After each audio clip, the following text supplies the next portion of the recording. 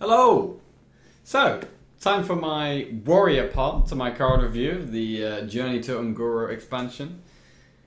It seems like they are trying to encourage a lot of taunt minions, taunt action in warrior. I mean, the quest is play 7 taunt minions, reward Sulfuras. Sulfuras is a 3 mana 4/2 weapon with Battle Cry. Change your hero power to deal 8 damage to a random enemy. So basically Rag. Change your hero power to Ragnar's hero power, which is insane. I mean, basically, I guess, initially what I thought with this deck is, so you play a very defensive deck to try and beat aggro, but then when you complete your quest, completing the quest gives you a way of being in control. Your hero power is going to be fantastic against slower decks. So yeah, I really like this quest, actually. Let's roll on through. I mean, the first spell is Ironhide, 1 mana gain 5 armor. I don't know. I mean, I just don't know. Like, why? I don't know. Why would you play this card? Like, against against Pirate Warrior, this is good. But other than Pirate Warrior, why would you play this card in this deck? The only reason I can think of you playing this card in your deck is if you're playing a very spell heavy, like if you're playing like Warrow Pyromancer and maybe Arcane Giants, and you're playing that style of warrior where it's a nice defensive card and that kind of deck where you have lots of spells. But other than that, I can't see, like, you're not going to play this in Control Warrior. You're definitely not going to play an aggro Pirate Warrior, so it seems like a bit of a weird one to me. I don't think it's very good. I mean, obviously 5 armor for 1 mana is good, but are you really going to put that in a deck? Like, are you really going to waste a card slot on this?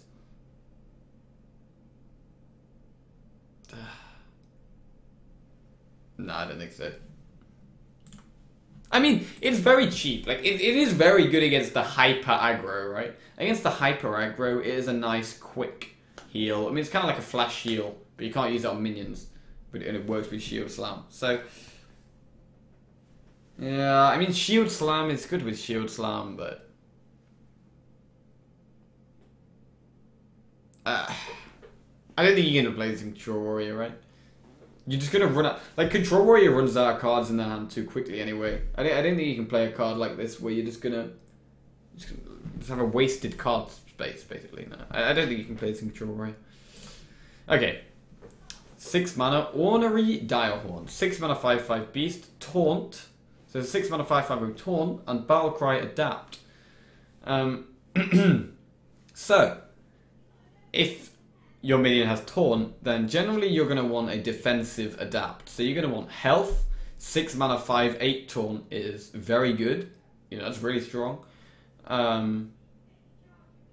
Summon 2 1/1s is okay. Divine Shield is basically a Sunwalker with +1 attack.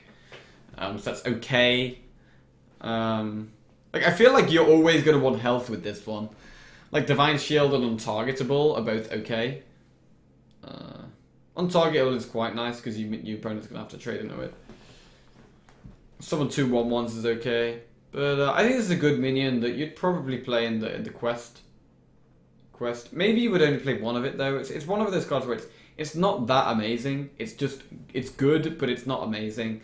I definitely don't think it's like an auto include if you're playing the quest, because there are a lot of other taunt minions you might rather play. But it's definitely good enough. It's definitely good enough. Good card. Tarlord, 7 mana, 1/11 Taunt, has +4 attack during your opponent's turn. So on your opponent's turn, it's a 7 mana, 5/11 Taunt. A 5/11 Taunt is obviously great, but you can never attack with it ever. It is purely defensive, which is good, but it's 7 mana. You could play this. It's good with Stolen Goods, right? Because even with Stolen Goods, it becomes a 4/14. And then it can be, like, pushing 4 damage a turn is significant. Like, pushing 1 damage a turn is literally nothing. So this is purely a defensive tool. Like, this is perfectly good if you're playing a style of deck where you're literally just trying to survive the long game. Like a Control Warrior where you're trying to just survive, like armor up forever, that kind of deck, or outvalue your opponent. Or maybe you're using it with your hero power. You're literally relying on your weapon, your Sulfurous weapon, and then your 8 mana hero power to win the game. Because Warrior isn't going to have Justicar anymore, so you can't get as much like armor. So yeah, this could be good. Maybe as a one-of in a taunt warrior deck. Is taunt warrior going to be good in the first place though? I'm not sure. Very good against aggression. Like, there's no doubt that this card is very good against aggression, but I'm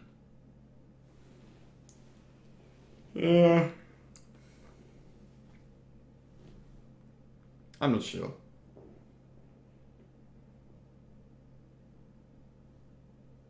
I think in a Quest Warrior you could maybe play one of this. And yeah, it's solid. It's solid. Cornered Sentry, 2 and a 2/6 taunt, Battlecry 7/3/1/1 Raptors for your opponent. So this obviously has good synergy with something like a Whirlwind, but I don't know what that was. But even with Whirlwind, you're basically playing 3 mana for a 2/5 taunt. So just using this with Whirlwind is not even that good. Like 2 mana for a 2/5, 3 mana for a 2/5 taunt is good, but it's not that good. Like it's not so much that it's worth spending 2 cards to get it. You know what I mean? So I think this is much better with Brawl. With Brawl, this is very good. So you play this with Brawl, and then even if your opponent wins the Brawl, there's a good chance they're gonna win it with a 1/1, which is basically the same as losing it. So this could be good if you're playing Brawl. Obviously, it does have synergy with Ravaging Ghoul and Whirlwind as well, but another thing it has synergy with is like Acolyte. You could have like an Acolyte on the board on turn 3, and then you could play this and trade your Acolyte into the 1/1s. So, and same with Armor Smith. So there is other synergy that this has with like the Enrage minions. So this is a really cool card. I really like this card, but it's very, I don't know. Like playing it on turn 2, you're just getting a 2/6, and they can trade their 3/1/1s into it. You're essentially just playing a 2 mana 2/3 taunt, which I don't think is good enough because also they can benefit from having 1/1s, right? If they're playing anything that can adapt their minions, if they're playing anything that buffs their minions, they can get really good value out of those 1/1s. So it is a bit iffy just dropping this on turn 2, but it's okay. It's okay. But yeah, really cool card. Direhorn Hatchling, 5 mana 3/6 taunt, there's a beast. Death Rattle summon a 6/9 Direhorn with taunt back into your deck. So the 6/9 is also 5 mana. So it's similar to the 1 mana Hunter beast, where when you initially play it, it's not that good. But when you draw the thing same with Roaring Torch as well. When you draw the thing that you put in your deck, it's very good. So a 5 mana 6/9 taunt is insanely strong. I think this will just be an auto include. I think you'll automatically just have 2 of this in a Quest Warrior, because I think it's a very good card. You might even play a cycle heavy deck, so you're trying to find your 6/9. Maybe you play like Battle Rage, and you have your damaged taunts, and then you draw cards with Battle Rage and try and get to more taunts. Yeah, really good card. But yeah, you do kind of want some kind of card draw with this. Molten Blade, 1 mana 1/1. Each turn this in your hand, transform it into a random weapon. So you can have 4 Fiery War Axes, which is great. It's like if you get a minion that's on a weapon that's on curve, it's great. It's like a Shifter's Zarus, but better, because generally the pool of weapons is stronger than the pool of, like, there's so many minions you can get from Shifter's Zarus, whereas this is a much smaller pool of weapons, and a lot of the weapons are pretty good.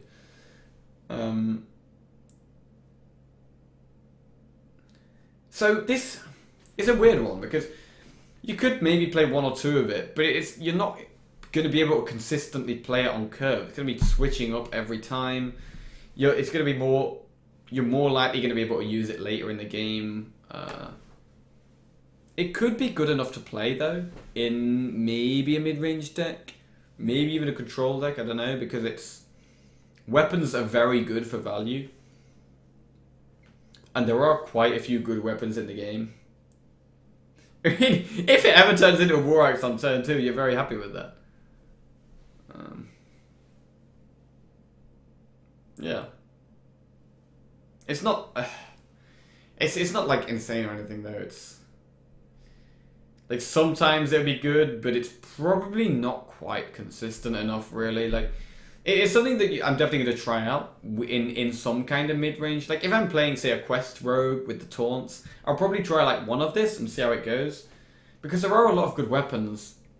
It's really hard. Like, you're going to have to play this in a slow warrior deck because you're going to have to find time to find the mana to be able to play it. Like, I don't think you're going to be playing this in an aggressive deck.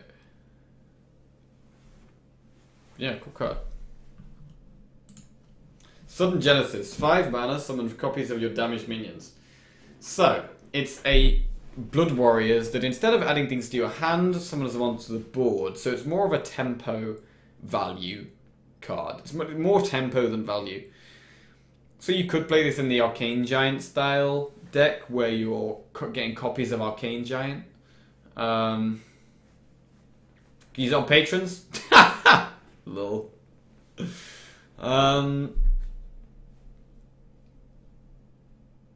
Yeah, I mean, it could be good with in a taunt deck, because generally this could be pretty good on high health minions. Generally, you want to play this with high health minions. Like, it's a lot more likely that high health minions are going to be damaged than low health minions. So things like Bloodhoof Brave, Ali Armor Smith, maybe this could be good with. But at the same time, it does seem very greedy. If you get if you have one taunt on the board, say, and you summon it. Say you play Bloodhoof Brave on 4, and then you play this on 5. I'm pretty sure you're okay playing a 5-mana Bloodhoof Brave, but it's not that insane. This is kind of clunky. Like, I can't really see this seeing play, except in very, very specific decks. It's yeah, it's very clunky. And the fact they have to be damaged as well, so you have to either trade them into something, or you have to use some kind of whirlwind effect. There's kind of a lot of stuff has to be met for this to be worth playing. First of all, you have to have something on the board that's worth using it on. Secondly, you have to be damaged. Secondly, you have to have 5 mana to do it. Like, it's, I don't know, a bit too clunky in my opinion.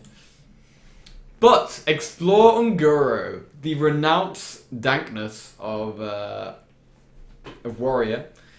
Replace your deck with copies of Discover a Card. This is really cool. Because this is like... And I actually think, although you can just play a deck with this card, and you can literally just go for this on turn 2, and literally you're discovering a card every turn. Like, discovering a card every turn might not be that bad. Like, I mean, the downside is you're having to play 1 mana extra for every card. So even if you discover a Fiery War Axe, you'll have had to play 3 mana to discover that Fiery War Axe. So it's actually... I think it's actually worse than Renounce, because the thing with Renounce Darkness is that even though you're getting random stuff, the mana is being reduced, and so you can actually have really good tempo plays after you've used Renounce. You know, you've got a load of cards that are way cheap, well, all 1 mana cheaper than they should be. So, yeah, this doesn't have that. This has a lot more option, but it's a lot slower. But this could actually be, like, you could actually play this in a deck where, say you're playing a deck with a very specific style, so you're playing a very, you're playing a bunch of removal in your deck. Say you're playing a Control Warrior with a bunch of removal, and then you come into a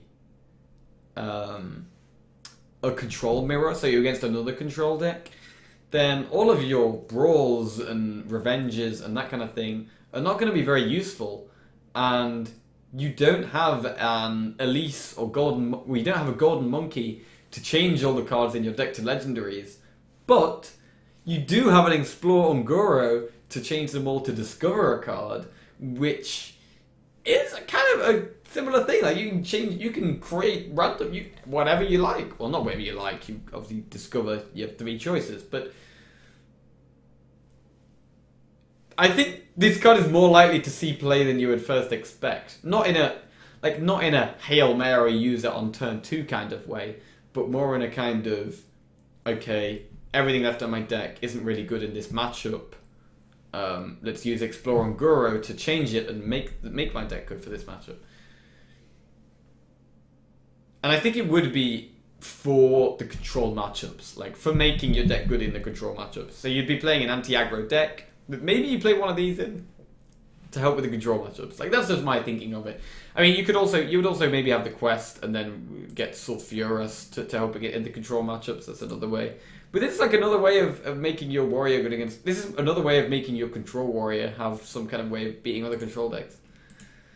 Which is quite cool. I think that's what they've done. Like, they've given warrior a couple of ways of... They've given, like, still ways of being a control warrior, but a couple of ways of being... Like, don't get me wrong, Pirate Warrior will still probably be the best warrior deck. And one of the best decks in the game. But this is giving a control warrior a way of winning in the late game, because they don't have all that armor anymore, and so they can't reliably win in fatigue. So, yeah.